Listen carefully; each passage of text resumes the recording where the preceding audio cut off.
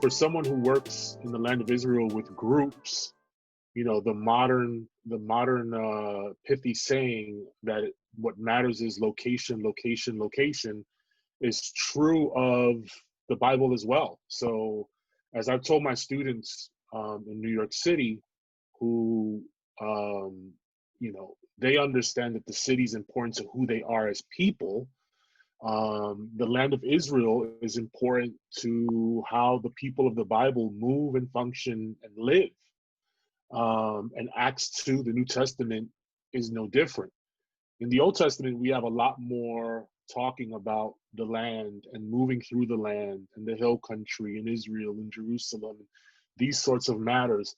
In the New Testament, we have less so, but it's probably because many of the New Testament authors assume that you know this already, that you know aspects of the land of Israel already, that you are someone who travels in the land or who has been in the land, or that you will have someone next to you who will explain to you the various aspects of the land in light of several New Testament passages. So one of my favorite things to talk about when we're in the land of Israel is the day of Pentecost, because we actually get to go to the place where I think that happened. Now, traditionally speaking, we read Acts 1 and 2 together. And in Acts 1, after the disciples return from the Mount of Olives, they go to the place where they had the Last Supper with Jesus, which is usually called the upper room. And as believers, we have a lot of traditions and hymns about the upper room. And then we carry that idea over to Acts 2 without realizing that Acts 2 begins a very different narrative. It's the narratives are split off for a reason. Now, in the original text, there is no chapter 1 or chapter 2, okay?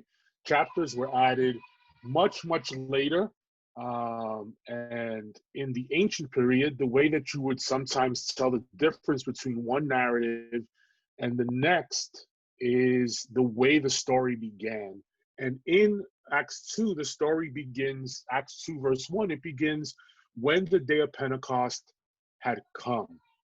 And in Greek, it reads more like you would expect of a narrative that has sort of a Hebrew underpinning a bit. It says, and when it had come, the day of Pentecost. And when you get this sort of and conjunction in text, and like when you're reading the Hebrew Bible, you will often see that this is used as a way to break up narratives. So what's happening at the beginning of Acts 2 is that we've moved to a different story. Now, that doesn't mean that we've moved location, but I think there's evidence that we have moved location, okay? And there's evidence in Acts 2 that indicates that we are no longer in the upper room. Now, I will say, if you go to Israel now, there is a traditional place, which is thought to be the upper room, and it's called the cenaculum in Latin, and it's the place supposed to be the place where people envision the Last Supper taking place, and also, excuse me, where people envision the falling of the Holy Spirit coming, because again, people are mostly reading Acts 2 as being connected with the upper room. Unfortunately, archaeologically speaking, the room that's called the cenaculum in Israel is dated to the medieval period. Now, some of the stones below it may be from an earlier period, but we have no indication that the things that happened in Acts 2 are taking place on that side of Jerusalem. So just beginning with those basic notes, we now need to begin to look at Jerusalem and see where else might this very powerful and mighty event take place. And we have evidence in Acts 2 if we read it in light of what we know about Jesus's Jerusalem. At the very beginning of Acts 2, it speaks about the day of Pentecost coming. Now, that's significant because the day of Pentecost is one of 3 pilgrimage holidays that occur in the first century. And those pilgrimage holidays are days in which people will leave their homes and go to celebrate the holidays in Jerusalem. We have 3 of them in the ancient Hebrew calendar, the ancient Jewish calendar, and that is the Feast of Tabernacles, which happens sometimes in the fall, and then Passover and the Feast of Weeks. The Feast of Weeks happens 50 days after Passover, and that is where we get the word Pentecost. Pentecost meaning 50. So we are currently in this story, we are there during a pilgrimage holiday.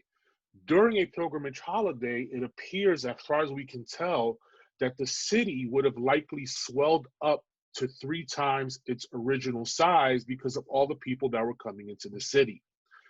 As a result of that, the temple itself would be packed. People and pilgrims would be streaming into the temple to celebrate these holidays, or this holiday. And if you think about it, that's why you go to Jerusalem. Jerusalem in the Psalms is called the city of the great king, but it's a holy city because the Holy One resides there. So people will stream into the city and celebrate the holidays there. As a matter of fact, the state of Israel has just sort of coronated a large street that makes its way from the Pool of Siloam up to the southern end of the Temple Mount called Pilgrim's Road, that people will get to walk partially up. So we know how big of a thing pilgrimage was.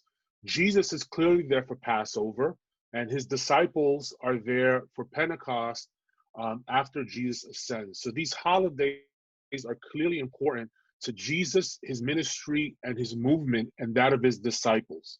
So we're there during the day of Pentecost, and it says, and suddenly a sound came from heaven like the rush of a mighty wind, and it filled all the house where they were sitting.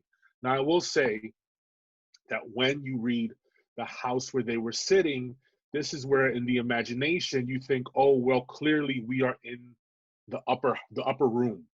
We are in where Jesus had the Last Supper. We are in where they picked the Mattathias to replace Judas. But we need to continue reading the text to get an idea of where they might be. And then it's easier to return back to explain what the word house may mean. And again, we'll see that just in the text alone, when we read it in light of Jerusalem, what we know of Jesus, Jerusalem, the location shifts. It says then that we have the Holy Spirit come, it's distributed as fire. Now this is important here when we get down to verses 5 through 8 and 9, where they begin to speak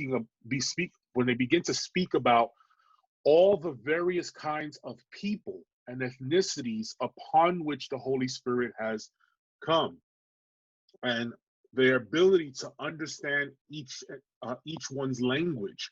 So verse 7, we begin that people are amazed and they wonder, and they start saying, are not all these who are speaking Galileans? And how is it that we hear each in his own native language? And then we get sort of like a what we call in like geographical terms, like a gazetteer of various countries where people are coming from, and we get Parthians, Medes, Elamites, Mesopotamia, Judea, Cappadocia, Pontus, Asia. This is partly Asia Minor or Turkey, Phrygia as well, Pamphylia. We have Egypt involved. So we have North Africa taken care of in verse 10.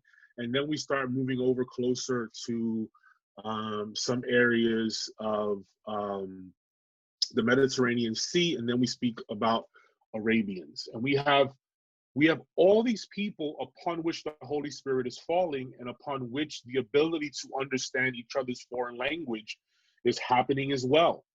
Now, we have an idea of the size of homes in Second Temple Jerusalem, in particular for Jesus, who was not very wealthy. It's not going to be something big. Obviously, the owner of where they have the Last Supper is going, or the upper room is going to know who he is, and give him an ability to rent out a space, if you will.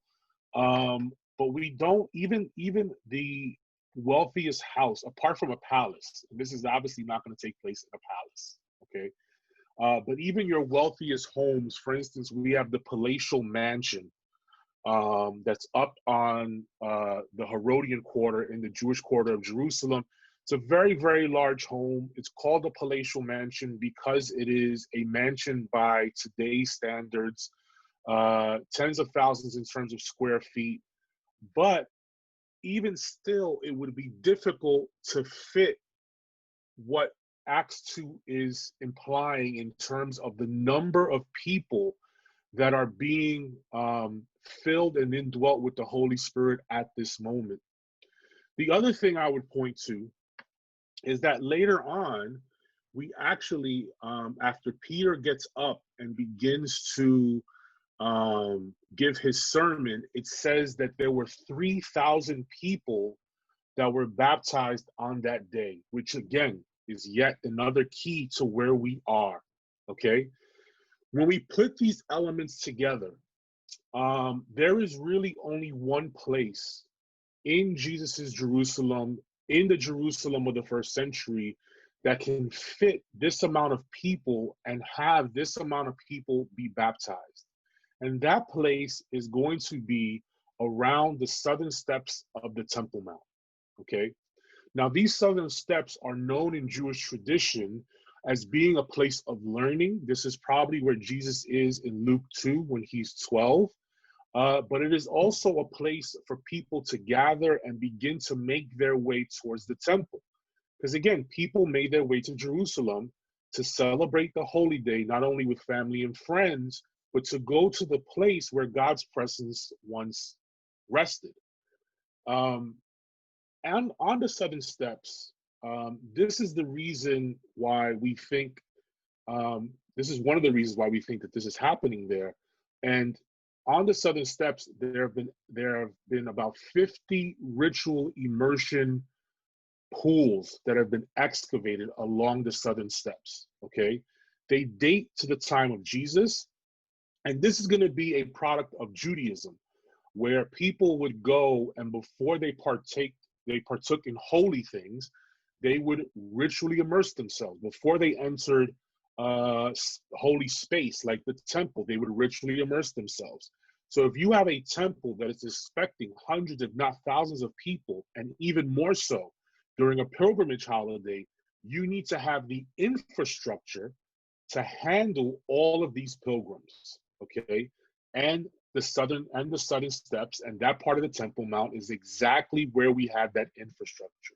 If we were going to baptize as many as the text of Acts 2 tells us, this is the only place that we know of in Jerusalem that archaeologically has the infrastructure to handle these many believers coming in and being baptized, okay? Secondly, when we have people celebrating a pilgrimage holy day, okay, and we have people from all around the Mediterranean, where else would we expect that they would come to celebrate this holy day, okay? Even for the disciples. A lot of people don't realize that for the disciples, the temple still held a great amount of gravity for them in their movement. We find them early on in Acts in the temple preaching the Gospels.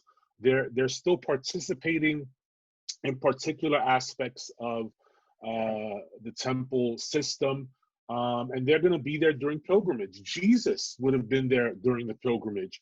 He's going to be there obviously during the Passover, and if he were still around, would probably be there for Pentecost as well. When we return up to the beginning of Acts, which is this is exactly what helps us to understand the so-called house that the Spirit passed through. One of the things we need to realize is that despite the fact that the New Testament is written in Greek, that underlying it often are sources that were originally written in Hebrew. And sometimes that Hebrew language comes through the Greek. We have this in numerous multilingual environments. I can't tell you how often in New York City, students whose native language is Spanish and who try to write in English will often have Spanish words pushed through the English. Okay, the same thing's happening in the first century, in which we have the land of Israel, where there are at least three languages spoken: Aramaic, Hebrew, and Greek. For Luke's sources, it seems that Hebrew was the predominant language. So one of the ways that we refer to the temple is simply by calling it the house of the Lord. Okay, we have this numerous times in the Old Testament, but we also have it abbreviated, because what most moderns don't understand is that ancients also love to abbreviate. So our Twitter phenomenon with 140 plus characters also existed in the ancient period. You know, it's sort of like, give me what I need to know. Okay, what I need to know is that if Jesus says that this house, quoting from Isaiah, this house was meant to be a house of prayer for all nations, that he's not speaking about any random house in the Second Temple period, but that he's speaking about the temple in Jerusalem, the one temple in the land of Israel where pilgrimage and other matters were focused. I think the same thing is happening here at the beginning of Acts, where it says that this mighty wind fills the house where they were. What we're speaking about is the Holy Spirit coming to the place where God's presence is thought to be, where they're coming to celebrate this holy day, where they are coming to celebrate what God has done on their behalf. And I think that when we put all these items together, and and the cool thing when you're in Israel is that you can do this on the southern steps. So you're actually in the place where all this is happening. We get to see that when we read the text in light of what we have and what we know archaeologically, historically, linguistically, in terms of the first century, that it paints a deeper contrast of what's happening back then during the days of Jesus and the early church. Now, I will point to one more thing. There are two things that Peter sort of points to in his sermon. He mentions David twice. He mentions David, and in particular, he mentions David dying and saying, "Who is with us till this day." Now, a couple of things. In Jewish tradition, and some of this is later Jewish tradition, maybe not first century Jewish tradition, but in Jewish tradition, David is said to be born and die on the day of Pentecost during the pilgrimage holiday. And when Peter is saying he died and his tomb is with us today, let me just say that from the southern steps, if you were standing there, whichever way you were facing, you could see David's tomb in the first century, or you could see where the tomb would have been, because looking out from the temple in facing south has you looking towards the city of David, which is the oldest part of Jerusalem, and also, according to the scriptures, where David was buried. So even Peter's sermon fits very nicely with what's happening. Now, the power of these stories is not simply that we can connect land to the story, but I would say that the land and the language and the scriptures create sort of this fusion that allows us to have a deeper reading of the scriptures. As I always tell my students, because they always want to know, well, how can I learn more about this? And, why haven't I heard this before? I think the invitation to be in relationship with God is one that begins as you begin learning how to swim. You begin in the kiddie pool before you get thrown into the deep end.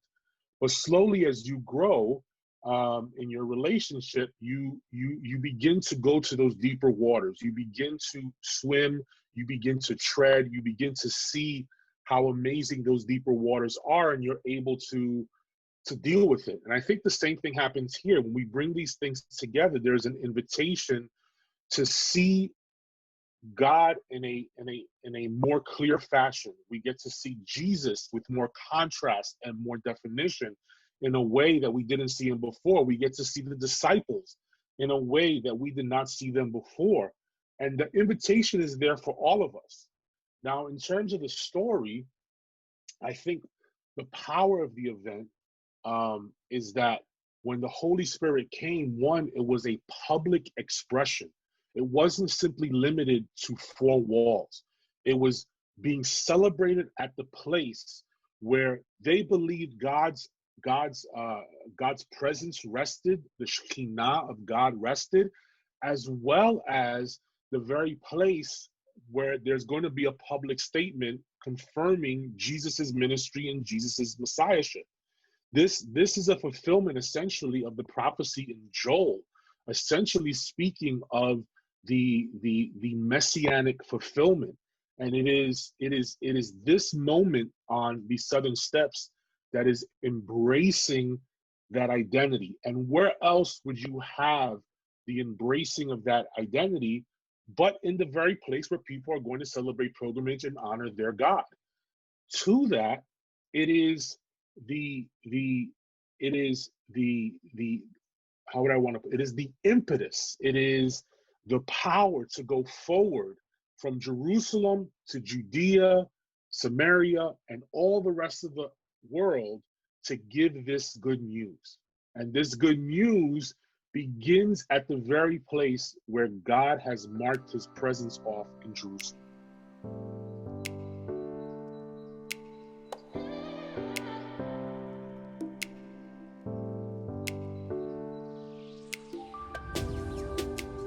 I think in our walk, and I'll return back to what I said, our walk with the Lord is one that needs continuing of strengthening, a continuing of reaffirmation during times of struggle, during times of darkness, like are happening now in our nation. And these occasions, when we see how God and the disciples move, even without Jesus, because Jesus is ascended, when they see the way the disciples move and the way the Holy Spirit pours on them, I think it's one that's intended to strengthen our lives in 2020, to have a greater understanding of what God is doing in the first century allows us to see how it is possible and what's possible for God to do in 2020. So in the same way that he pours his message and good news, that pouring of the good message and news is not simply an isolated event in the first century, but is the beginning spark to something that is great and will last up till today and continue to last. On another way of reading it, I would actually say that sometimes for the believer's life, during times of trouble and difficulty, often we can feel as if Jesus is far away. And I'm assuming to some extent that disciples were overjoyed that he resurrected, and they were happy to see him ascend, but now they no longer have their rabbi. They're here on earth alone. They no longer have their sage person who has led them. They no longer have the individual who has cared for them, who has taught them, who has poured into them. And now he's gone. So what do? What do you do in a time where you feel that God is far from you? Well, for me, personally, I go to the place where I can feel God the most. And for many Jewish people in the first century, where they felt God the most and where they remembered what he did for them was the temple in Jerusalem. This is the place that's going to remind them of this being the city of the great king, how great their God is, how great of him to send his anointed, how great for them to follow him through their ministry, through Jesus's ministry, for however long his ministry lasted. So this is an event that again reminds them that God is not only present when they were following Jesus, but that God is present even after he ascended and that he is there for them through this walk.